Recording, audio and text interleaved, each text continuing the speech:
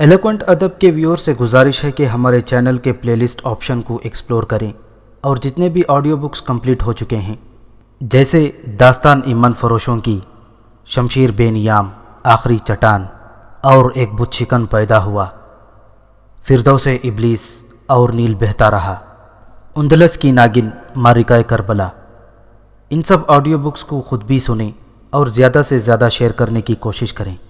یہی ہمیں سپورٹ کرنے کا بہترین طریقہ ہے۔ جزاک اللہ۔ بسم اللہ الرحمن الرحیم۔ 5واں باب، معاہدہ زیجیڈین۔ قاسم بہرام خان اور اس کے ساتھیوں کے سامنے سے ایسے غائب ہوا جیسے گدھے کے سر سے سینگ، لیکن در حقیقت وہ صرف پہلی بغلی گلی میں مڑتے ہی پاس کے ایک مکان کی دیوڑی میں داخل ہو چکا تھا، جبکہ بہرام اور اس کے ساتھی یہ سمجھے تھے کہ وہ دور نکل چکا ہے، چنانچہ وہ ایک جانب منہ اٹھائے بھاگتے چلے گئے۔ جو ہی قاسم نے بہرام اور اس کے ساتھیوں کو آنکھ سے اوجھل ہوتے دیکھا، وہ بجلی کی تیزی سے واپس لپکا اور چند لمحے بعد وہ اپنے گھر کے سامنے کھڑا تھا۔ یہاں اس کا بھائی ابھی تک شمشیر بکف حیران و پریشان کھڑا تھا۔ قاسم نے انتہائی تیز لہجے میں طاہر سے کہا، بھائی جان، غزالہ کو اغوا کر لیا گیا ہے۔ اس کی ماں اور اس کے 2 ملازم جس میں ایک اکبر تھا قتل کر دیے گئے ہیں، جبکہ بہرام نے اس واردات کا سارا شک مجھ پر ظاہر کر کے شہزادہ علاؤالدین سے ایک بار پھر میری گرفتاری کا اجازت نامہ حاصل کر لیا ہے۔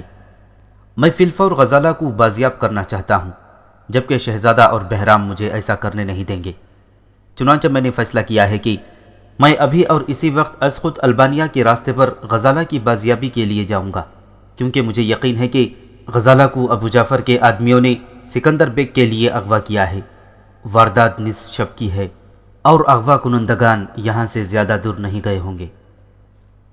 قاسم نے اپنی بات شروع کی تھی تو اس وقت وہ گھر کے دروازے سے باہر گلی میں تھا، لیکن جب اس نے بات ختم کی تو اس وقت وہ انتہائی عجلت سے چلتا ہوا گھر کے استبل تک پہنچ چکا تھا۔ طاہر اس کی بات سنتا اور اس کے ساتھ چلتا ہوا استبل تک چلا آیا تھا۔ اس نے قاسم کو گھوڑے کی زین درست کرتے ہوئے دیکھا تو کہا، میں بھی تمہارے ساتھ چلوں گا۔ نہیں، آپ میرے ساتھ نہیں چلیں گے۔ ادرنا میں ہر لمحہ بغاوت کا خطرہ ہے۔ آپ ابھی اور اسی وقت شہزادہ محمد اور ملکہ سروین سے مل کر ابو جعفر کی گرفتاری کا حکم نامہ تیار کیجیے۔ مجھے 100% یقین ہے کہ مارتھا کو ابو جعفر کے آدمیوں نے قتل کیا ہے۔ قاسم گھوڑا تیار کر چکا تھا اور گھر میں کسی سے ملے بغیر باہر نکل آیا تھا۔ طاہر اب بھی اس کے ساتھ ساتھ چلتا ہوا باہر گلی میں آ چکا تھا۔ طاہر نے اچانک چونک کر قاسم کی زین پر بندھے اسلحہ کو دیکھا اور کہا، ارے تمہارے ترکش میں تو بہت کم تیر ہیں، ٹھہرو میں ترکش بھر دیتا ہوں۔ نہیں، اب میں مزید وقت ضائع نہیں کر سکتا۔ بہرام ابھی چند لمحوں میں پھر واپس آنے والا ہے۔ آپ کوشش کیجئے کہ اس کے الٹے سیدھے سوالات کا جواب دینے کے بجائے جلد سے جلد قصر سلطانی کی جانب چل پڑیں۔ طاہر نے وقت کی نزاکت کا احساس کیا اور زور زور سے اسبات میں سر ہلانے لگا۔ اگلے لمحے طاہر اپنے گھوڑے کو ایڑ لگا چکا تھا۔ اس نے اپنے چہرے کو عمامے کے پلو میں چھپا لیا تھا اور اس کا گھوڑا ہوا سے باتیں کرتا ہوا شہر سے باہر کی جانب سرپٹ دوڑتا جا رہا تھا۔ اسے بہت تیزی کے ساتھ بہت زیادہ سفر کرنا تھا۔ اس کے اندازے کے مطابق مارسی کے اغوا کنندگان ادرنا سے صبح کاذب کے وقت روانہ ہوئے تھے۔ وہ جلد سے جلد 50 کوس سے زیادہ سفر طے کرنا چاہتا تھا۔ وہ یہی سوچ رہا تھا کہ اس کے اغوا کرنے والے کم و بیش 50 کوس سفر طے کرنے کے بعد تھک کر سست ہو چکے ہوں گے۔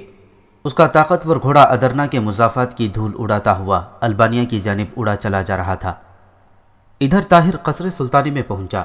اس نے شہزادہ محمد اور ملکہ سروین کو مارتھا کے قتل اور اس کے اغوا کے متعلق بتایا۔ ملکہ کے لیے یہ ایک دردناک خبر تھی۔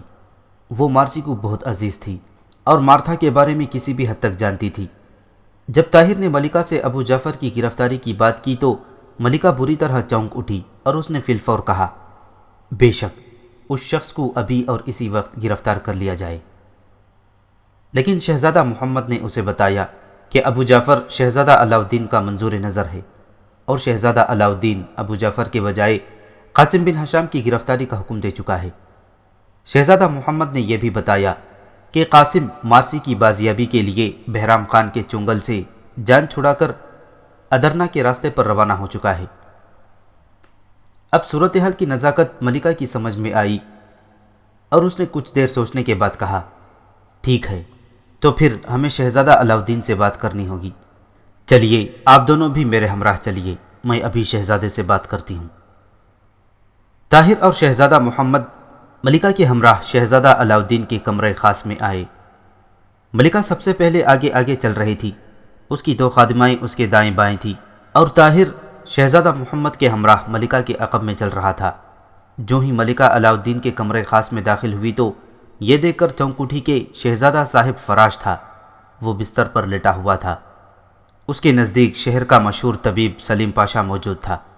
شہزادے نے ملکہ کو دیکھا تو اپنے باپ کی اس سربیائی بیوی کے استقبال کے لیے اٹھنے کی کوشش کی۔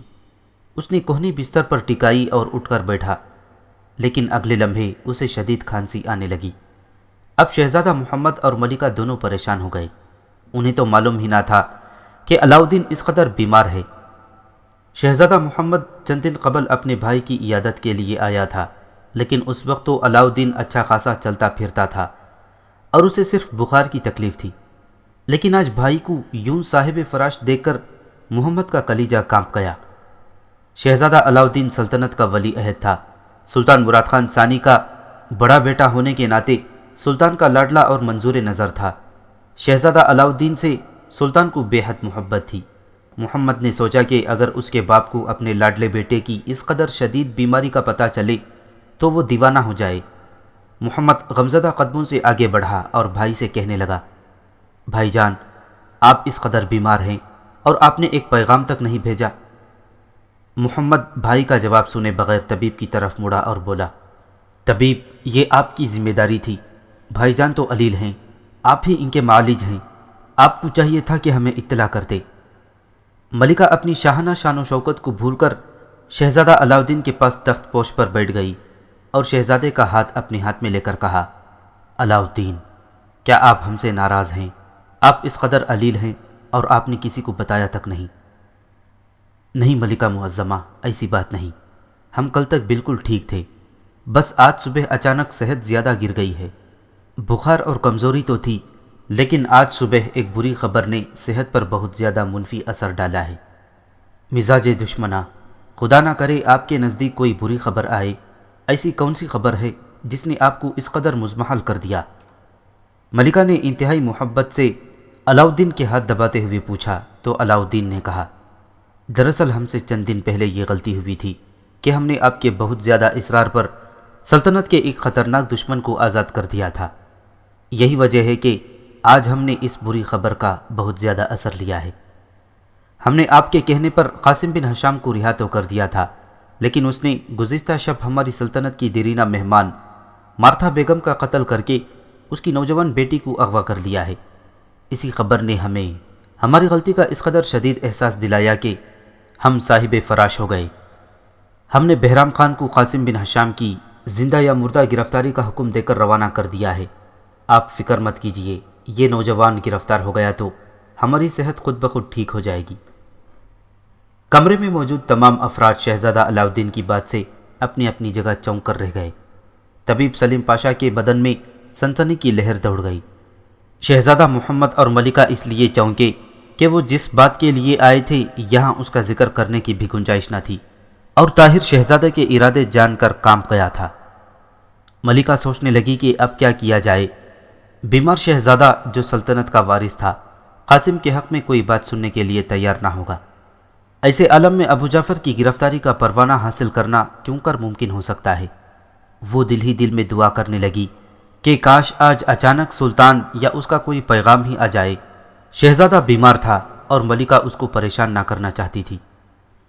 یہی مقصد محمد کا تھا، لیکن طاہر اپنی جگہ کھڑا یہ سوچ سوچ کر کانپ رہا تھا کہ اس کا بھائی شہزادہ علاؤالدین عتاب کا شکار ہونے والا ہے۔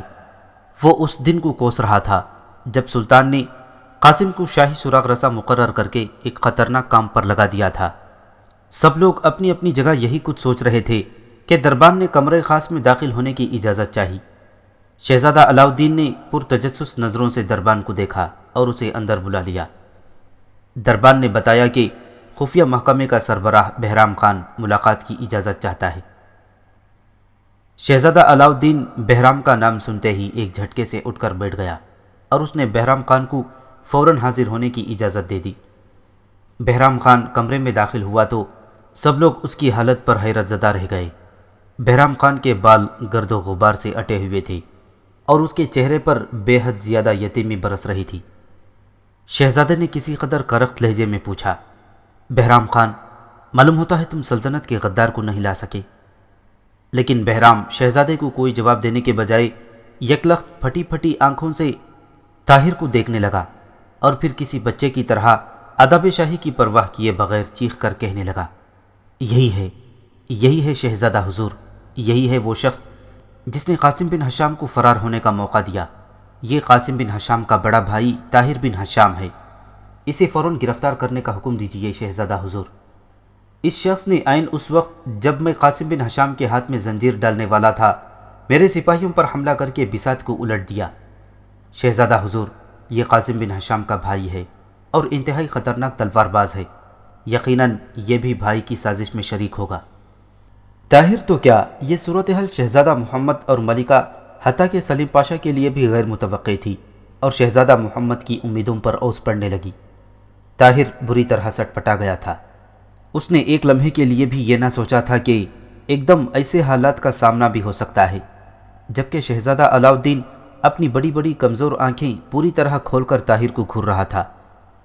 طاہر کا دل زور زور سے دھڑکنے لگا، لیکن نہ جانے ملکہ نے کہاں سے ہمت پا کر شہزادہ علاؤالدین کو اپنی طرف متوجہ کیا اور کہا، بالکل غلط، بہرام خان کی تفتیش بالکل غلط ہے۔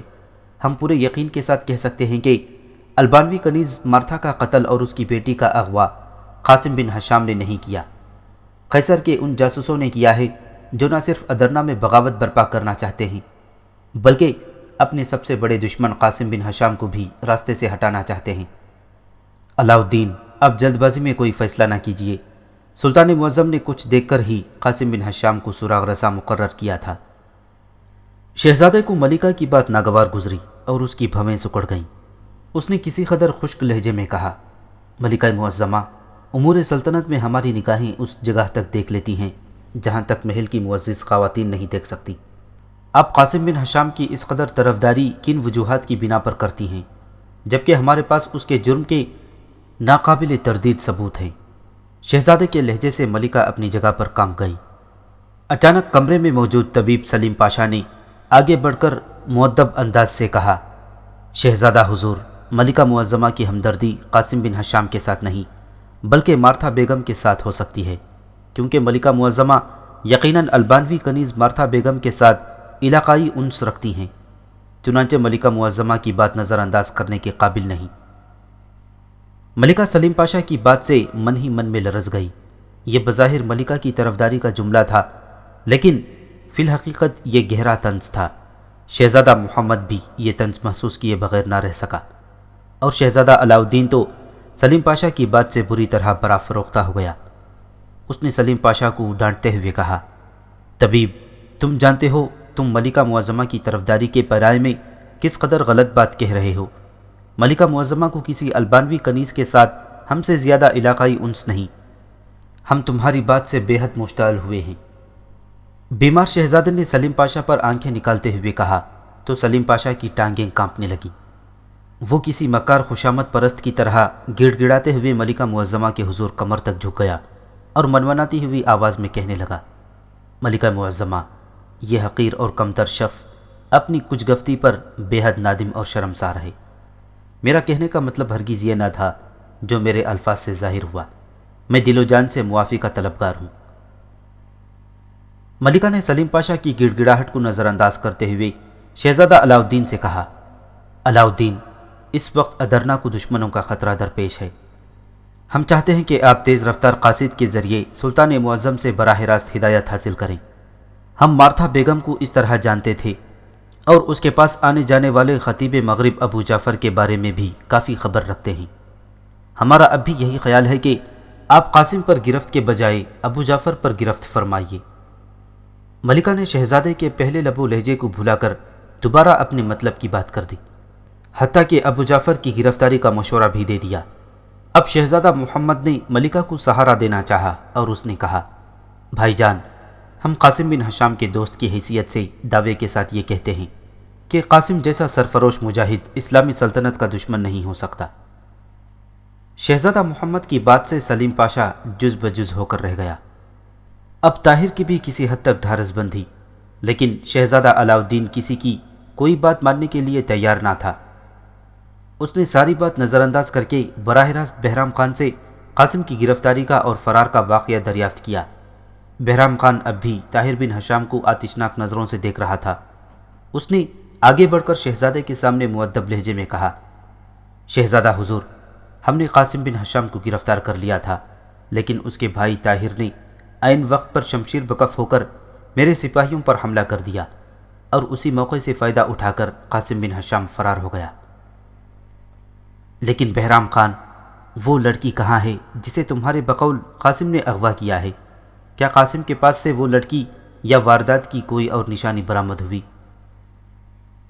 شہزادہ علاؤالدین نے بہرام خان سے یہ سوال کیا تو سلیم پاشا اپنی جگہ پر دہل کر رہ گیا۔ مارسی اسی کے گھر میں تھی، لیکن کسی کی توجہ اس کی جانب مبذول نہ ہوئی۔ شہزادے کے سوال پر بہرام خان بغلے جھانکنے لگا۔ مارسی کو قاسم نے اغوا کیا ہوتا تو وہ ملتی۔ بہرام نے بہت تلاش کیا، لیکن مارسی کو نہ ملنا تھا اور وہ نہ ملی۔ لیکن اب بہرام خان سے شہزادے نے مارسی کے بارے میں پوچھ لیا تو بہرام خان نے شکست خوردہ لہجے میں کہا، شہزادہ حضور، میں شرمندہ ہوں کہ لڑکی بھی بازیاب نہیں ہو سکی۔ کمرے کی فضا بڑی عجیب تھی۔ شہزادہ بیمار اور نحیف تھا۔ یہی وجہ تھی کہ ملکہ اور محمد کچھ کہنا چاہتے تھے۔ بالآخر شہزادے نے دوبارہ لڑتے ہوئے بہرام خان سے کہا، بہرام خان، وہ لڑکی ملنی چاہیے۔ ادرنا کا کونا کونا چھان مارو۔ قاسم گنہگار ہے یا نہیں، اسے آج شام تک ہمارے سامنے پیش کرو۔ ہم بے چینی کے ساتھ تمہاری خبر کا انتظار کریں گے۔ شہزادہ تھک چکا تھا۔ ابو جعفر کے سست اثر زہر نے شہزادے کو کھوکھلا کر دیا تھا۔ ملکہ نے محسوس کیا کہ شہزادہ مزید باتیں کرنے کی ہمت نہیں کر پا رہا تھا، تو وہ اٹھ کھڑی ہوئی اور اس کے جانے کی اجازت لیتے ہوئے کہا، علاؤالدین، آپ ان واقعات کا کچھ اثر نہ لیجیے۔ اس طرح کے واقعات شہزادے کی صحت و زندگی پر اثر انداز نہیں ہوا کرتے۔ آپ ہمارے مشورے پر سلطان معظم کی جانب قاصد بھیجیے۔ انشاءاللہ تمام معاملات درست ہو جائیں گے۔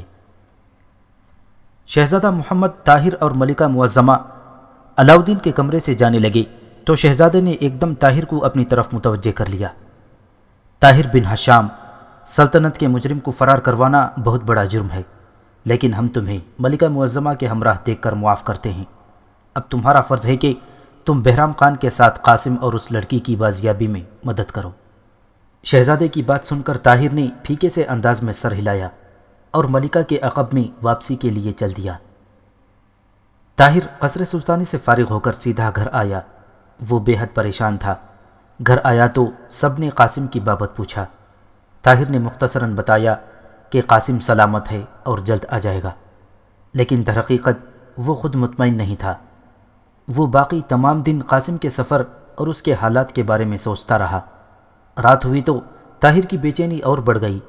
اپنے اہل خانہ کو تو اس نے کسی نہ کسی طرح مطمئن کر دیا تھا، لیکن وہ خود بستر پر لیٹا کروٹوں پر کروٹیں بدلتا جا رہا تھا۔ اس کی تمام رات اسی حالت میں کٹ گئی، لیکن قاسم تو اگلے دن بھی لوٹ کر نہ آیا۔ آج قاسم کو غزالہ کی بازیابی کے لیے البانیہ کے راستے پر روانہ ہوئے کئی دن گزر چکے تھے۔ آج صبح ہی طاہر کو خبر مل چکی تھی کہ سلطان لوٹ آیا ہے۔ یہ خبر طاہر کے لیے انتہائی حوصلہ افزا تھی، لیکن قاسم کی گمشدگی اس کے لیے متواتر پریشانی کا باعث بنی رہی تھی۔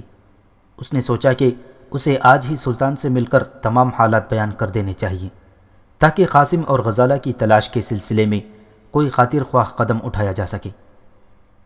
وہ سلطان سے ملا۔ سلطان نے اس کی تمام باتیں غور سے سنی، لیکن کچھ خاص دلچسپی کا مظاہرہ نہ کیا۔ بس اتنا کہا، طاہر بن حشام، تم اطمینان سے اپنے گھر میں رہو، ہماری نظر حالات پر ہے۔ ہم وعدہ کرتے ہیں تمہارے بھائی کو کچھ نہ ہوگا، تمہیں مزید فکر مند ہونے کی ضرورت نہیں۔ طاہر کے لیے سلطان کی بات بظاہر گول مول تھی، لیکن پھر بھی طاہر کو ایک بے نام سا خطرہ محسوس ہونے لگا۔ اس بار وہ گھر لوٹا تو اس کی پریشانی آدھی سے زیادہ کم ہو چکی تھی۔ سلطان قونیہ کی بغاوت کا کامیابی کے ساتھ سر کچلنے کے بعد لوٹا تھا۔ امیر کرمانیہ نے ان کے لشکر کا سامنا کسی ایک جگہ پر جم کر نہ کیا، بلکہ سلطان کو ایشیائے کوچک کے مختلف علاقوں میں دوڑاتا رہا اور خود آگے آگے بھاگتا رہا۔ سلطان نے بالآخر امیر کرمانیہ کو سخت شکست دی اور واپس ادرنا لوٹ آیا۔ اسے طے شدہ منصوبے کے تحت قونیہ کی مہم سر کرنے کے بعد جلد شہاب الدین پاشا کی مدد کو روانہ ہونا تھا، لیکن امیر کرمانیہ کے ساتھ معرکے لڑتے لڑتے اسے اس قدر دیر ہو گئی کہ شہاب الدین پاشا وازاک کے مقام سے لے کر وادی بلقان تک شکست کھاتا چلا گیا۔ سلطان کو شہاب الدین پاشا کے لشکر کی شکست کی خبر ایشیائے کوچک میں ہی مل چکی تھی۔ یہی وجہ تھی کہ وہ بہت تیزی کے ساتھ ادرنا لوٹ آیا تھا۔ ہونیاڈے سے جنگ کے دوران سلطان کا بہنوئی محمد چلپی بھی گرفتار ہو چکا تھا۔ سلطان ادرنا کے محل میں لوٹ آیا تو اس کی مغموم بہن روتی ہوئی اس کے سامنے آئی اور اپنے بچوں کا واسطہ دے کر سلطان سے کہا کہ وہ جس طرح بھی ہو محمد چلپی کو دشمن کی قید سے آزاد کروائے۔ ادھر سلطان کا بڑا بیٹا علاؤالدین بستر علالت پر تھا، جس کی وجہ سے سلطان کے پیروں میں شفقت پدری کی زنجیر پڑ چکی تھی۔ اسے محل میں لوٹنے سے پہلے بلکہ ادرنا میں پہنچنے سے پہلے ادرنا کے تمام حالات معلوم ہو چکے تھے۔ وہ محل میں لوٹا تو اسے شہزادہ علاؤالدین کی حالت دیکھ کر تمام مسائل بھول گئے۔ سلطان محسوس کر رہا تھا کہ اللہ تعالیٰ نے اسے بڑی بڑی آزمائشوں میں ڈال دیا ہے۔ اس نے بیمار شہزادے سے قاسم اور ابو جعفر کے بارے میں کوئی سوال نہ کیا۔ وہ ان مشکل حالات سے آزادی کے لیے بالآخر راتوں کو جاگ جاگ کر رب العالمین کے حضور جھکنے لگا۔ صوم و صلات کا تو وہ پہلے ہی پابند تھا، لیکن اب تو اس نے اپنا زیادہ تر وقت اللہ رب العزت کے حضور گڑ گڑانے میں گزارنا شروع کر دیا۔ ایک حیرت کی بات یہ تھی کہ اس نے ابھی تک ابو جعفر یا بہرام خان سے کچھ تعرض کیا نہیں تھا۔ خود ابو جعفر کو سلطان کے اس رویے پر حیرت تھی، حالانکہ شہزادہ علاؤالدین کے طبیب سلیم پاشا نے اسے بتا دیا تھا کہ سلطان سب کچھ جان چکا ہے۔ سلیم پاشا کو یہ حیرت تھی کہ سلطان کو محل میں آنے سے پہلے تمام باتوں کی خبر کیسے ہو گئی۔ اب ابو جعفر پہلے سے بھی زیادہ محتاط تھا۔ وہ ایک انتہائی چالاک اور کایاں شخص تھا۔ اس کی چھٹی حس پہلے ہی بیدار رہتی تھی، لیکن اب تو اس کے رونگٹے اور کان بھی ہمہ وقت ایستادہ رہنے لگے تھے۔ اسے ہر آن اپنی گرفتاری کا خطرہ تھا۔ قاسم کی گمشدگی اور سلطان کی پراسرار خاموشی کسی بہت بڑے طوفان کا پیش خیمہ تھی۔ اب ابو جعفر سوچنے لگا کہ وہ منصوبہ بندی جو اس نے پہلے سے کر رکھی تھی اب شاید مکمل طور پر کارگر ثابت نہ ہو۔ اس نے سوچنا شروع کر دیا کہ اسے فوری طور پر اپنے منصوبے پر عمل کر دینا چاہیے۔ اس کی سمجھ سے سلطان کی خاموشی بالاتر تھی۔ قصر سلطانی میں موجود اس کے کارندے اسے پل پل کی خبر دیتے رہتے تھے، جن میں سر فہرست سلیم پاشا تھا۔ ایک روز سلیم پاشا نے ابو جعفر کو بتایا کہ سلطان نے اپنے بہنوئی محمد چلپی کی رہائی کے لیے صلیبی افواج کے سپہ سالار ہونیاڈے کے ساتھ خط و کتابت شروع کر دی ہے۔ یہ خبر ابو جعفر کے لیے غیر متوقع نہیں تھی۔ اسے پہلے ہی اندازہ تھا کہ سلطان کی بہن سلطان کو مجبور کر دے گی کہ وہ ہونیاڈے سے محمد چلپی کی رہائی کی بات چیت کرے۔ چنانچہ اس نے حیرت کا اظہار کیے بغیر کہا، لیکن کیا سلطان نے ہونیاڈے سے انتقام لینے اور ہنگری پر لشکر کشی کا ارادہ ترک کر دیا ہے؟ ابو جعفر کی بات پر طبیب سلیم پاشا نے کہا، نہیں، سلطان صلیبی لشکر کے خلاف ہمہ وقت تیاریوں میں مصروف ہے۔ اپنے بہنوئی کی رہائی اس نے صرف سفارتی سطح پر چاہی ہے۔ آج کل سلطان چاروں طرف سے مصیبتوں میں گھر چکا ہے۔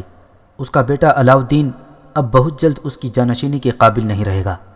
ان حالات میں اگر کسی طرح ان کو ہلاک کر دیا جائے تو یوں سمجھیے سلطنت عثمانیہ کا باب مکمل طور پر بند ہو جائے گا۔ سلیم پاشا کی بات سننے کے دوران ابو جعفر مسلسل زہریلے انداز میں مسکراتا رہا، اور پھر اس نے کہا، یہ تم کیسے کہہ سکتے ہو؟ سلطان کا چھوٹا بیٹا شہزادہ محمد خان بھی عنقریب سلطان ہونے والا ہے۔ نہیں مقدس باب، محمد خان ایک تو ابھی بہت چھوٹا ہے، سلطان کی ہلاکت کے بعد تخت حکومت نہ سنبھال سکے گا، اور دوسری بات یہ ہے کہ وہ نااہل اور کم عقل ہے۔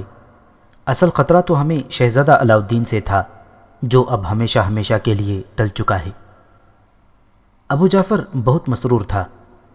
سلیم پاشا کی باتوں سے اسے یوں لگتا تھا جیسے ادرنا کا کھیل اس وقت اسی کے ہاتھ میں ہے، لیکن اچانک اسے سلطان کی پراسرار خاموشی یاد آئی اور وہ جیسے بے چین ہو گیا۔ اس نے سلیم پاشا سے کہا، لوگان، میری چھٹی حص سلطان کی طرف سے مطمئن نہیں۔ مجھے ہر گھڑی یوں لگتا ہے جیسے سلطان کے آدمیوں کی خفیہ نگاہیں میری نگرانی کر رہی ہیں۔ مجھے یوں بھی لگتا ہے کہ قاسم بن حشام میرے آس پاس ہی کہیں موجود ہے۔ آج میں نے تمہیں اس لیے بلایا تھا کہ تم سے مارسی کی صحت کے بارے میں دریافت کر سکوں۔ میں سمجھتا ہوں کہ اب مجھے ادرنا میں مزید نہیں رکنا چاہیے۔ سلیم پاشا نے پورے غور سے ابو جعفر کی بات سنی اور یہ سوچ کر کہ ابو جعفر جانا چاہتا ہے، اسے گھبراہٹ ہونے لگی۔ وہ جانتا تھا کہ ابو جعفر کے چلے جانے کے بعد ادرنا میں قیصر کے کام کی تمام تر ذمہ داری اسی پر عائد ہو جائے گی۔ اس نے متفکر لہجے میں ابو جعفر سے کہا، مقدس باپ، مارسی اب بالکل ٹھیک ٹھاک ہے، البتہ طویل سفر اور گھوڑے کی سواری سے ہو سکتا ہے اس کے زخم کھل جائیں۔ بہتر تو یہ ہوتا کہ آپ اسے کسی آرام دہ سواری میں البانیہ کی جانب لے چلتے۔ آپ تو چلے جائیں گے، لیکن میں سوچتا ہوں کہ ادرنا میں رہ کر آگ کے شعلے بھڑکانے کا کام کس وقت شروع کیا جائے گا۔ لوگان، تم فکر نہ کرو، ابو جعفر کچی گولیاں نہیں کھیلتا۔ میں نے تمام بندوبست کر دیا ہے۔ مجھے تو سلطان کے رد عمل کا انتظار تھا۔ یاد رکھو، ادرنا میں بغاوت پھیلانے کا ہمارا مقصد یہ ہے کہ سلطان مقدس صلیبی لشکروں کے خلاف کوچ کرنے کی ہمت نہ کر سکے۔ اسے اپنے دارالسلطنت میں اتنے مسائل پیش آ جائیں گے کہ وہ ہونیاڈے سے انتقام لینے کا خیال ہی ترک کر دے۔ اگر ہمیں یہ مقاصد شہر میں ہنگامہ اٹھائے بغیر پورے ہوتے نظر آتے تو ہمیں وقتی طور پر بغاوت پھیلانے کی کوئی ضرورت نہیں۔ اس کے برعکس سلطان کو زہر دے کر ہلاک کرنے کی منصوبہ بندی پر ضرور غور کرو۔ لیکن اگر سلطان ہونیاڈے کے خلاف اپنا ناقابل تسخیر لشکر لے کر روانہ ہونے کی کوشش کرے تو تمہاری ذمہ داری یہ ہوگی کہ تم ینیچری میں موجود اپنے عیسائی بھائیوں کو فسادات کا آخری اشارہ دے دو۔ شہر میں جگہ جگہ آگ کے شعلے اٹھ کھڑے ہوئے تو سلطان کا کوچ کرتا ہوا لشکر خود بخود رک جائے گا۔ سلیم پاشا حیرت زدہ آنکھوں کے ساتھ قیصر کے اس جاسوس کی باتیں سن رہا تھا۔ ابو جعفر کی منصوبہ بندی اور حکمت عملی کی داد دیے بغیر نہ رہ سکا۔ اب اس کے لیے صورتحال واضح تھی۔ ابو جعفر کے چلے جانے کے بعد اسے سلطان کے ارادوں پر نظر رکھنی تھی۔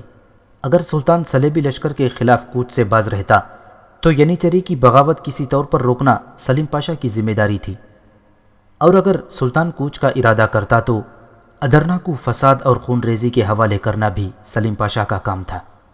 اس کے سامنے سب سے بڑا کام سلطان کے قتل کی منصوبہ بندی تھی۔ ابو جعفر اور سلیم پاشا دیر تک اپنے آئندہ لائحہ عمل کی منصوبہ بندی کرتے رہے۔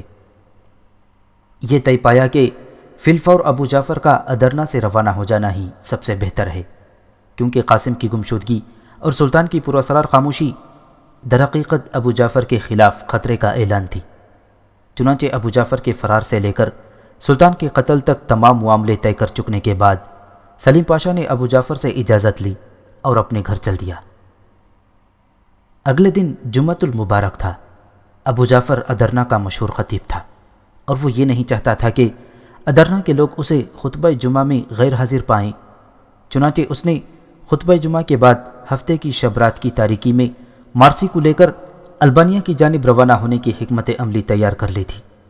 کسی بھی قسم کے ہنگامی حالات کے لیے متبادل لائحہ عمل میں بھی سوچا گیا، اور وہ یہ تھا کہ اگر ابو جعفر کو اس دوران اچانک گرفتار کر لیا جاتا ہے تو ینیچری میں موجود اس کا تیار کردہ دستہ اسے پہلی منصوبہ بندی کے تحت بزور شمشیر فوری آزادی دلائے گا، اور اسے برق رفتاری سے شہر سے باہر ایک خفیہ مقام پر پہنچا دیا جائے گا، جہاں اس کے تجربے کار ساتھی مارسی کو لیے ہوئے موجود ہوں گے، اور اس طرح یہ لوگ بجلی کی تیزی کے ساتھ فرار ہو جائیں گے۔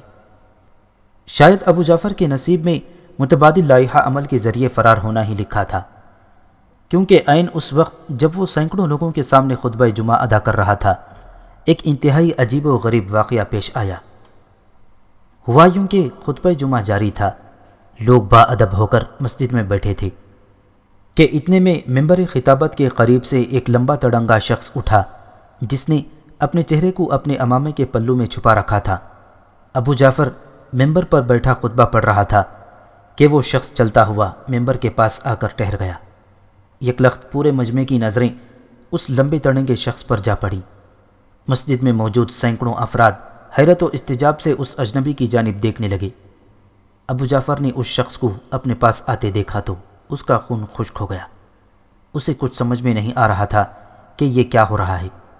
پہلے پہل اس کی زبان لڑکھڑانے لگی اور پھر وہ یک لخت خاموش ہو گیا اور کڑکدار آواز میں اجنبی سے پوچھا، کون ہو تم اور خطبہ جمعہ کے دوران اٹھنے کی جرت تم نے کیسے کی؟ مسجد میں موجود ہر شخص کا دل زور زور سے دھڑکنے لگا۔ اس شخص نے ابو جعفر کی بات کا کوئی جواب نہ دیا اور اپنے چہرے کو پھیر کر عوام کی جانب کر لیا۔ ایسے لگتا تھا جیسے وہ حاضرین محفل سے کچھ کہنے والا ہے۔ اور پھر چند لمحوں بعد اس نے آواز بلند کہا، معزز حاضرین جمعہ، یہ شخص جسے آپ خطیب مغرب کے نام سے جانتے ہیں، یہ جو آپ کے سامنے پچھلے 20 برس سے خطبہ جمعہ پڑھ رہا ہے، یہ مسلمان نہیں بلکہ ایک راسخ العقیدہ عیسائی ہے۔ یہ ادرنا میں قیصر قسطنطنیہ کی جاسوسوں کا سرغنہ ہے۔ حاضرین اکرام، محض آپ لوگوں کی وجہ سے اب تک سلطان معظم اس شخص کو گرفتار کرنے سے معذور رہے۔ سلطان معظم کو یہ خطرہ تھا کہ آپ لوگ ابو جعفر کی گرفتاری پر ہنگامہ برپا کر دیں گے، چنانچہ انہوں نے طویل انتظار اور منصوبہ بندی کے بعد یہ فیصلہ صادر کیا کہ ابو جعفر کو بھرے مجمع میں گرفتار کیا جائے۔ ابو جعفر کی حالت دیکھنے کی قابل تھی۔ وہ شخص جو اپنے جذبات پر کسی گرگٹ کی طرح قابو پا لیا کرتا تھا، آج اس کی تمام مہارت اور تجربہ دھرے کا دھرا رہ گیا۔ سخت سردی کا موسم تھا، لیکن اس کا جسم پسینے سے شرابور ہو گیا۔ اس کا چہرہ دیکھ کر یوں لگتا تھا جیسے کسی نے اس کی کلائی کاٹ کر اس کا سارا خون نکال لیا ہو۔ اب اسے سلطان کی پراسرار خاموشی اور قاسم کی گمشدگی کی صحیح وجہ سمجھ آئی۔ تو سلطان نے یہ چال کھیلی تھی۔ ابو جعفر کے فرشتوں کو بھی خبر نہ تھی کہ اسے گرفتار کرنے کے لیے خطبہ جمعہ کا انتخاب کیا جائے گا۔ یہاں تو نہ اسے کوئی بچانے والا تھا اور نہ ہی اس کا کوئی محافظ دستہ۔ مجمع میں صرف ایک شخص ایسا موجود تھا جو ابو جعفر کی خفیہ تنظیم کا رکن تھا۔ اس شخص نے ابو جعفر کو یوں سرے بزم بری طرح پھنستے دیکھا تو ہمت کر کے اٹھا اور ممبر کے قریب لمبے تڑنگے شخص سے کہنے لگا، تم جھوٹ بکتے ہو۔ خطیب مسجد پر اس قدر سنگین الزام لگا کر تم نے اپنی موت کو آواز دی ہے۔ یہ مجمع تمہیں زندہ نہیں چھوڑے گا۔ اگر تمہاری بات میں سچائی ہے تو تم نے اپنا چہرہ کیوں چھپا رکھا ہے؟ تم کسی کو کوئی ثبوت نہیں دکھا سکتے۔ ہم خطیب مغرب کے مرید اور مقتدی ہیں۔ تمہاری اس گستاخی پر تمہیں معاف نہیں کر سکتے۔ وہ شخص انتہائی جذباتی انداز میں بات کر رہا تھا۔ ابو جعفر نے اپنے کارندے کو یوں کھڑے ہوتے دیکھا تو اس کی ڈھارس بندھی۔ اب وہ کسی قدر سنبھل چکا تھا۔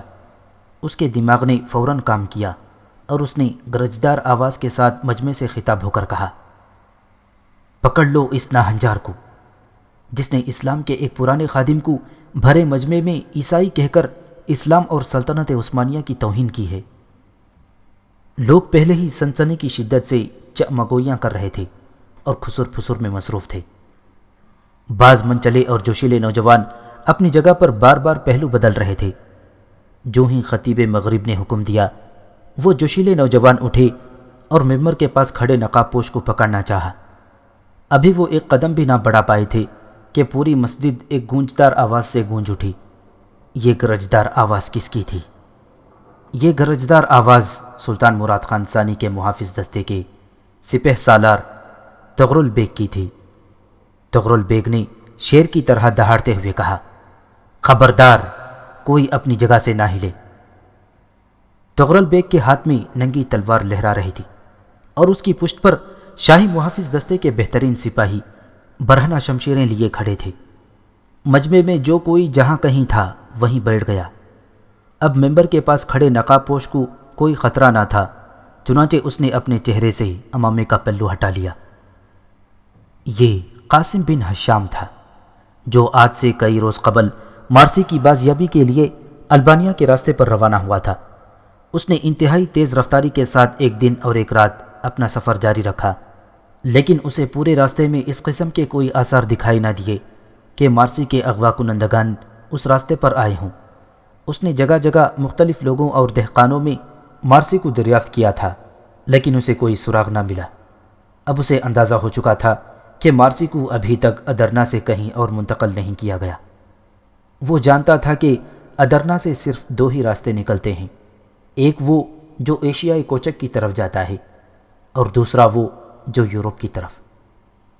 ایشیائی کوچک کی جانب مارسی کے لے جائے جانے کا سوال ہی پیدا نہ ہوتا تھا، چنانچہ اس نے ایشیائی کوچک کو نظر انداز کرتے ہوئے صرف یورپ کی جانب سفر جاری رکھا، اور جب اسے یقین ہو گیا کہ مارسی کو ابھی تک ادرنا سے نکالا ہی نہیں گیا تو اس نے واپس ادرنا لوٹنے کا فیصلہ کیا، لیکن وہ یہ سوچ کر مایوس ہوا کہ اب ادرنا میں اس کی واپسی کے تمام دروازے بند کر دیے گئے تھے۔